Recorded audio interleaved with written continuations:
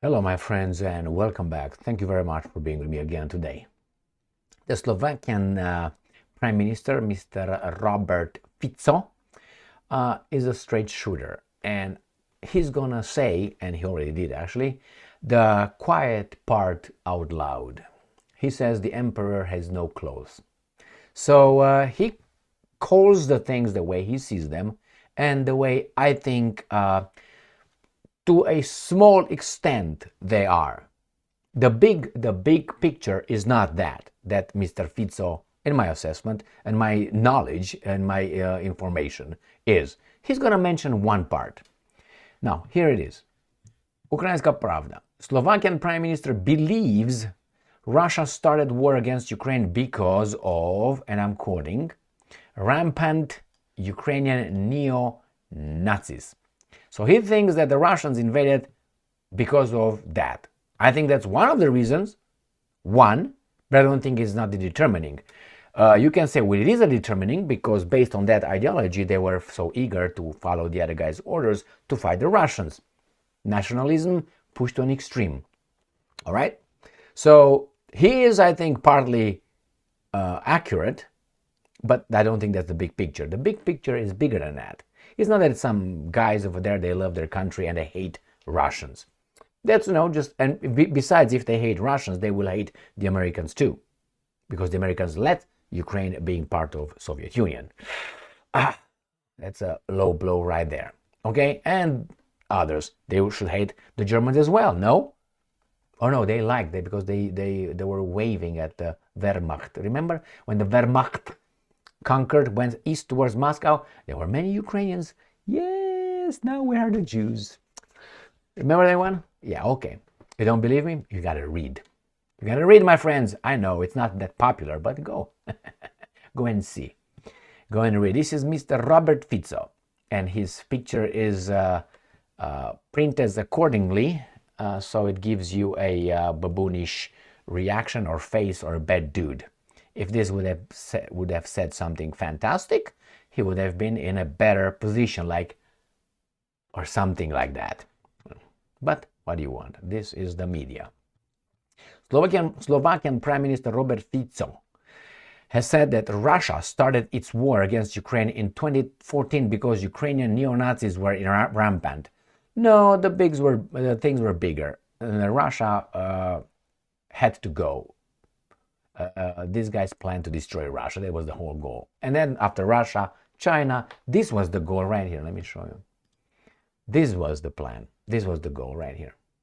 This one. Not Russia. Russia is one big opposing step or whatever you want to call it. And then it's going to be China and India, whomever doesn't follow the orders to get this like this. That's all. That was the whole thing. The Nazi thing, yeah, the Russians reacted to what? To NATO's advance to the east. That was obvious, clear, and these guys were hostile. But anyway, if you want to believe the unprovoked thing, and it was not Ukraine, the guys in charge of Ukraine that come into place after the 2014 coup d'etat, the democracy after that. European Pravda with reference to Actuality, a Slovakian news outlet. Fico said on Facebook that the war started in 2014. Correct. I think even earlier. Because Ukrainian neo-Nazis were rampant. The war started when the West planned to have Ukraine as a NATO member state in order to get closer to Russia and destroy it. That's when the plan was. Was it 1991? Something like that, 1992, 1993. Since then. So yeah, 2014 when all these things just collapsed and it was like clear. You can go to 2008, Bucharest, NATO summit, when that illiterate George W. Bush said, hey, one day Georgia and Ukraine will join NATO. And Putin was like, что казалось? What the fuck are you talking about? All right? But hey, that was like a big sign of the plan. He said that the Russian Federation's military invasion of Ukraine is also partly serving to mislead Russia into thinking that NATO will not expand further east. And where are they going to go? Yeah, misled Russia into thinking. All right. Fico described Ukraine's possible NATO membership as an impetus for the beginning of the World War III. Correct. The Russians will not allow that. Still, Fico admitted that the invasion of Ukraine is a violation of international law.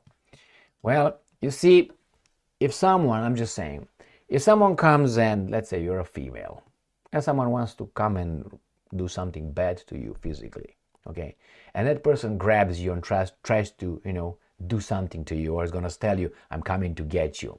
And that person, says, I'm going to defend myself. One more step, and I'm going to defend myself. And the guy comes forward, and then boom. Yes, what did she do? She's going to be arrested. She's going to be interviewed, and all that. But she defended herself from something that he said is going to do it. So Russia breaking the international law, doing that. But remember, nobody moved a finger to solve the problem in Donbass, where the Russian-speaking minority, was slaughtered by the Kiev's tanks and airplanes, the military. Nobody said anything about it. They came to a conclusion, an agreement. I was about to say Nord Stream agreement. Minsk agreements 1 and 2. Anything happened? No, it was sabotaged.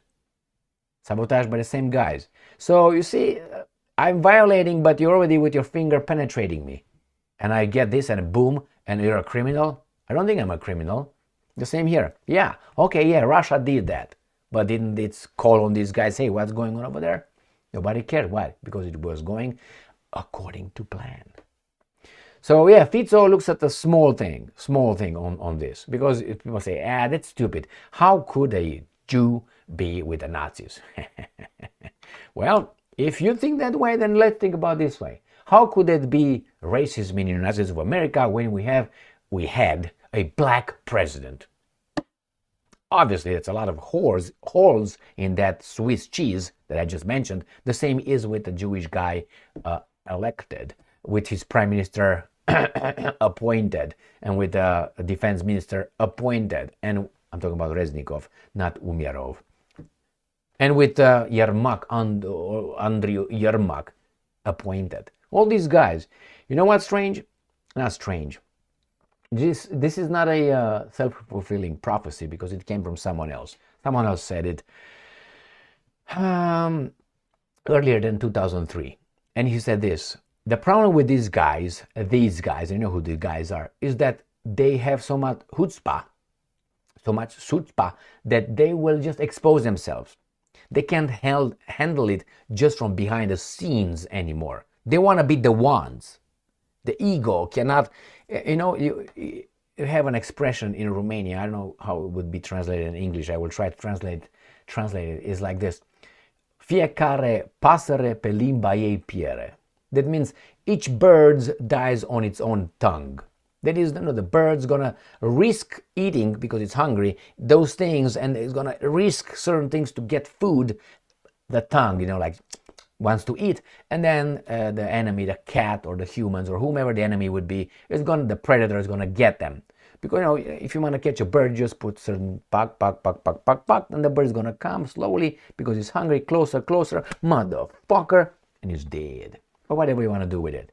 So that's the same here. These guys are gonna expose themselves so much in the U.S. Senate, in the media, and the presidency in Ukraine, in many other countries, in Great Britain, defense ministers, foreign ministers, secretary of states, and so on, that they will be too obvious, even for the baboons who are busy eating those fleas from each other.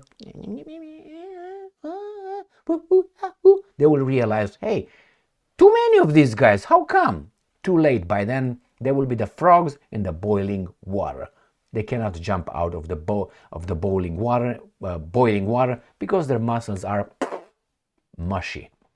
Okay, my friends, so what's going on over here? This guy mentions that, and it can be. Yes, it can be. I can give you many examples when people are put forward as a forefront of something, is that how we call it? In front of everything, and behind are the real guys. Like in our world, we have our presidents and all this, and behind are the real guys. But we know who they are. All right, my friends, here it is. Yeah, it's because of that. What do you think will happen to Fico? These guys pump a lot of money to get him out of the office. That's what's going to happen. And sometimes these people like this are useful for the other side to point out at the threat or to the threat that, oh, see, extremists like this guys, far right like these guys, oh, bad, boo, Hitler. But Hitler was what? A National Socialist Workers' Party. Socialist is in the freaking name. Workers in the freaking name. And he was a far right. Please. And if you challenge me, one of the best explanations, documented, not the guy from the bar that I met yesterday. You can go to Dinesh D'Souza. He wrote a book on that, how Nazism, fascism is not actually, he claims, and you can watch him on YouTube. Very informative lectures and Q&A and so on. He claims that fascism is the left wing, not the right wing. And he's going to talk about fascism, about the Americans, going to talk about, about the Americans, going to talk about Mussolini, he's going to talk about the Nazis and so on. Very informative. And that's just if you disagree, just watch that. You're going to enhance your knowledge unless you know all those things, okay? And you're going to find out that actually the Democratic Party or Democrat Party here is the one that followed the Nazis' ideology points. Just watch it. Don't believe me, don't trust me, and I urge you to verify. Always, whatever people say, be skeptical. Think with your own head. Wait a minute. And if you don't know something about something, don't say yes and buy it. Go and check it out. Hey, let me check. It's easy now, easier than any other time in history. The problem is, which is even bad, it's easier, but it's hard, is to disseminate which ones are lying and which ones are not lying. That requires a lot of work, diligence, attention, patterns, and intellectual honesty. That matters. Thank you very much for being with me again today. Stay strong, stay smart, look for the truth, and be just.